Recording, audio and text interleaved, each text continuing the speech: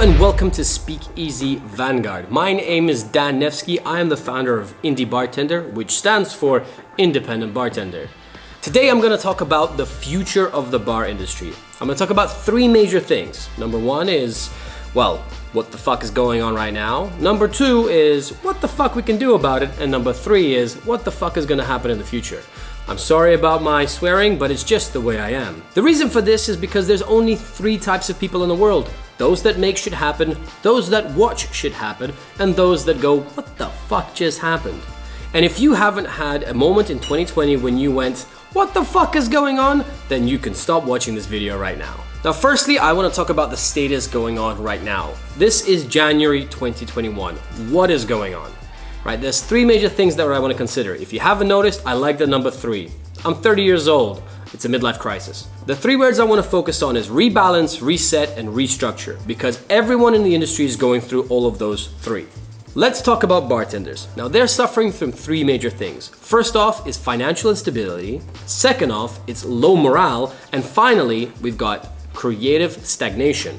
Now, those can be broken down into those three categories: rebalance, reset, and restructure. They've reset their financial ability because they don't have any money left, even if they're on furlough or another government scheme to give them some cash. They've had a complete rebalance of the creative side because they're not behind bars, they're not actively dealing with ingredients, they're at home with a very limited amount of things that they can do. At the moment, they're unable to do the very thing they were born to do, which is tend to their guests. As a result, they have to restructure their entire life. They're spending more time doing things they've never done before. Now let's talk about bar owners. Most bar owners have a bar, but it's not full of people and it's not full of staff. So again, restructure, rebalance, reset. Staffing, there is no staff. Reset. Salaries, you're paying rent and you're probably paying for your bills, but you have no income. And if when you do get staff again, and when you do have to pay them a salary, you're gonna have to really restructure what that is. And lastly, it's return on your investment.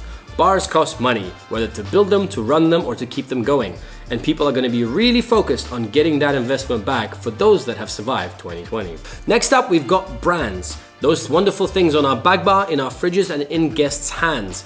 Brands, whether old, new, or starting up, have all had to switch and focus on digital, whether they liked it or not. Whether that family-owned company believes in the internet or trusts in TikTok, they've had to go there. Why? Because there's no other bloody choice to market to the consumers. The consumers are at home, and the only thing they have in front of their hands is their iPhones.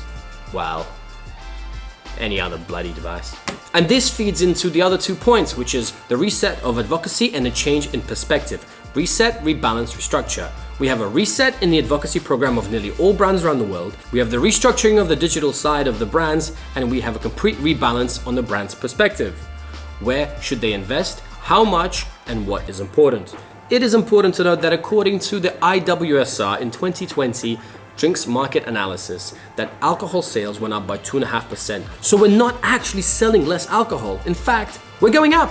But that being said, it's also very important to understand that brands share their investment between on-trade and off-trade. And depends on where you are, that's where the money is going to go. And now with e-commerce and digital becoming so important, that's where the money is going to be. Let's look back at all aspects of the bar community. We have the bartenders, the bar owners, and the brands. Now, what are the key takings for all three going into 2021? Let's start with bartenders. First and foremost, bartenders will have to become more creatively adaptive. They will have to pick up new skills that brands and bar owners are going to be looking for in order to stay competitive in the job market for 2021. Essentially, they will be looking for a way to develop their side hustles in order to become useful for brands and or stay relevant to their bar owners, should they choose to stay in the industry, of course. The second group, bar owners, are going to be looking for something to do with business, which means they're likely to be looking for either cash or systems in place that would help them get a better return on their investment, fix their salary issues, and of course, fix their staffing problems.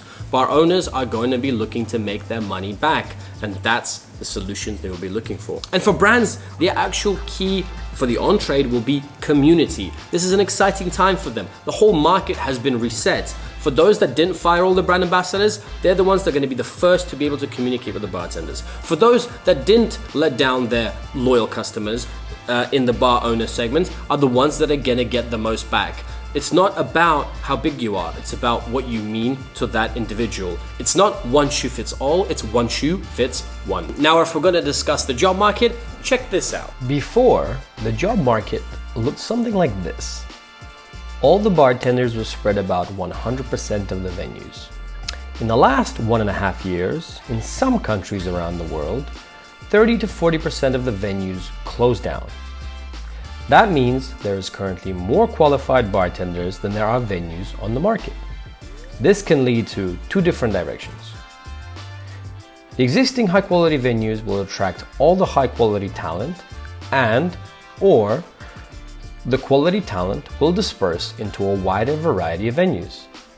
Possible cons being employers paying bad wages and blaming the economy. Now, if you want to know a little bit more about how brands spend their money on marketing and what the fuck that means, check this out. Now, brands are in the most peculiar situation. Everything can be split into on-trade and off-trade. Those that only survive by the on-trade have either disappeared, sold, or won't be investing in anything anytime soon. Those that exist in the on-trade don't see the point in investing where they don't make money. Just like bar owners, it's all about cash flow management. The key here is opportunity. If brands with some cash flow invest carefully into bar owners for long-term or more beneficial contracts, the money will flow down to the bartenders by way of trickle-down economics. As with any investment, this is a risk and might require more intense contractual audits than usual. Those that are more creative and agile will win. And if you want to actually finally understand what goes on in the mind of a bar owner in the current situation, this is something maybe for you. Bar owners are currently struggling with maintaining cash flow. This is also one of the things that regular employees definitely don't understand. Without getting into many different financial nuances, it's simply a matter of scales. There has been little to no stable cash flow for the last 1.5 years. Savings are depleted.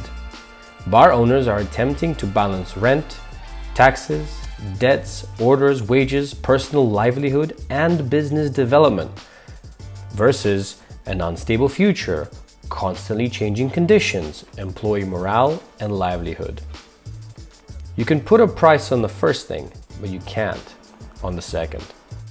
So now that we've talked about the issues, the potential solutions, and what the hell is going on, there's a couple of predictions I want to make going into 2021. I'm going to break down my predictions on the beginning of the year, the middle of the year, and the end of the year, and I'm going to talk about a little bit of what I see and I think the trends are going to be for those time periods. So let's start with the beginning.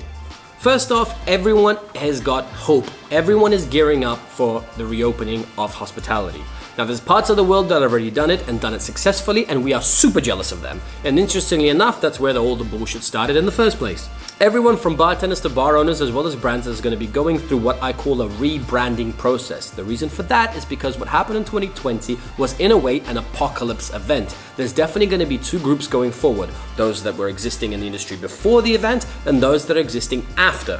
As well as everyone in the beginning of the year is going to be suffering from digital fatigue. 2020 was the time of internet. Everyone is on TikTok, on Clubhouse, on Instagram, and everybody's so fucking done with it. There's no more live streams that anyone can talk about anything relevant because nothing is going on. No one has done anything of any interest in 2020. There's nothing to talk about. Everyone is bored.